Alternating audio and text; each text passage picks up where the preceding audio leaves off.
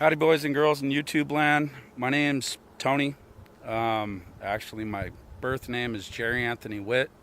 I go by Tony. I've been working on an idea for a while that is a definition for gravity. Very simple as I could possibly make it.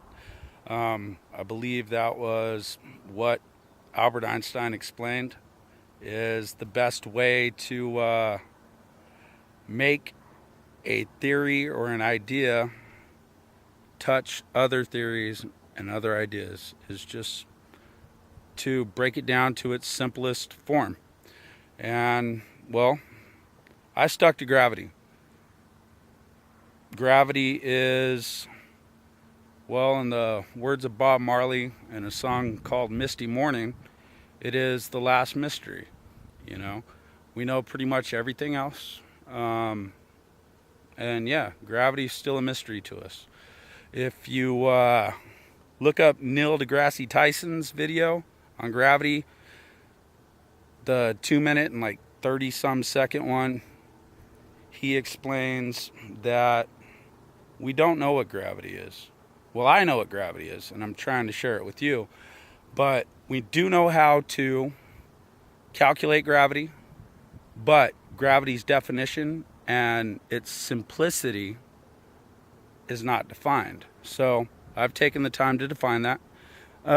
While I set my stuff up, it's a really quick, very fast explanation. So while I set that up, I'm gonna go ahead and show you one of the places I come to hang out whenever I just need to get out, sick of the TV, sick of the computer, sick of everything. Just want to be alone in my thoughts and grab what nobody else has gotten. It's no Mount Erie, it's no Mount Fuji, but this is the Fresno Valley. So, yeah. Let's check it out. What is gravity?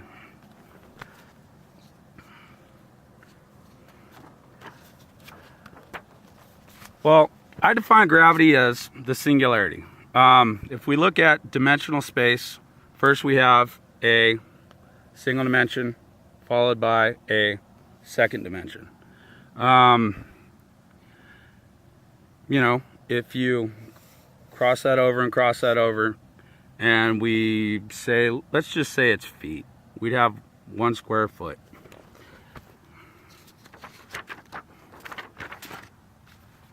If we added a third dimension of depth, we would get 1 cubed foot. It's very simple.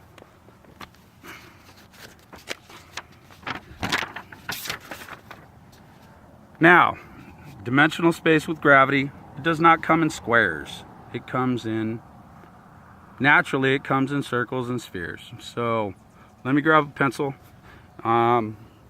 Let's see what I got. I have a pen. So,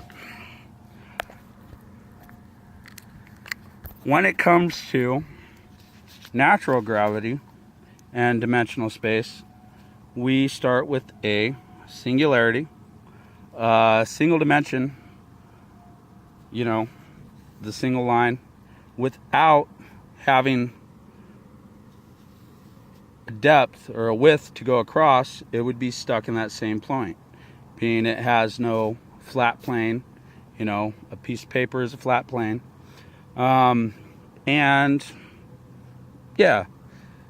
Being a single dimension would have no place to go. It would have to stop and start at the same point. So we would have a singularity. Now, if we took that singularity and we spread it across a second dimensional space, we would get a circle or something like a circle, whatever. That same singularity spread over a plane, stopping and starting in the same place, would come to a circular, shape. Now, if we added a third dimension of depth, we would get a sphere. And if we look up into space, you know, at night, everything out there is nothing but spheres. There's the sun. The sun is a giant ball of gas. You know, it's a ball, it's a sphere. Now, if we think about gravitons, oh, this is great. Okay, if we think about gravitons, basically they kind of fell out of existence.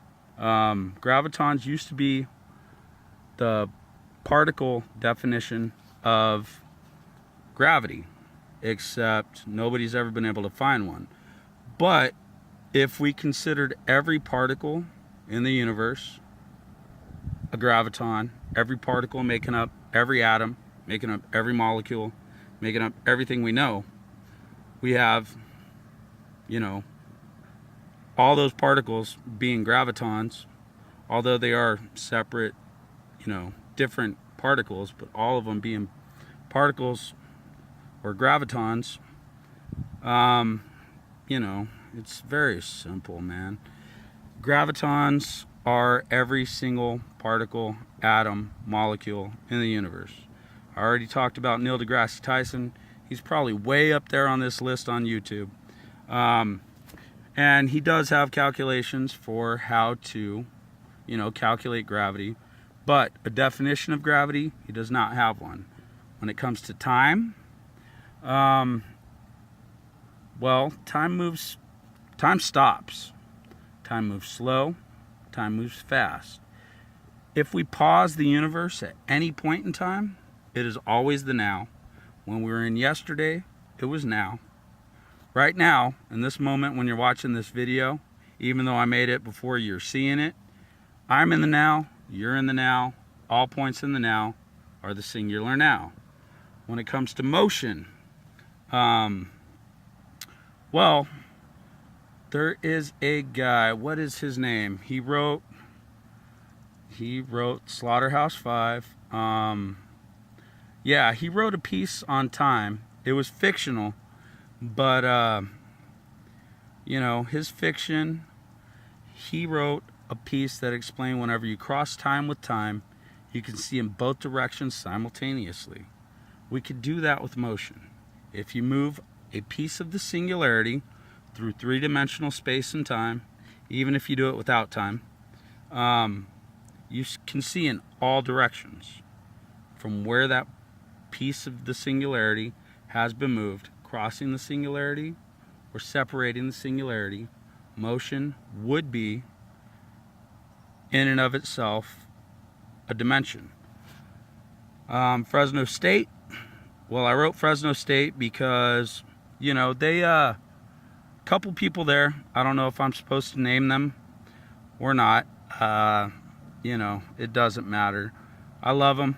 I wanted to say thanks. They did some work on a couple ideas of mine that actually gave me the courage to do this and know I was right.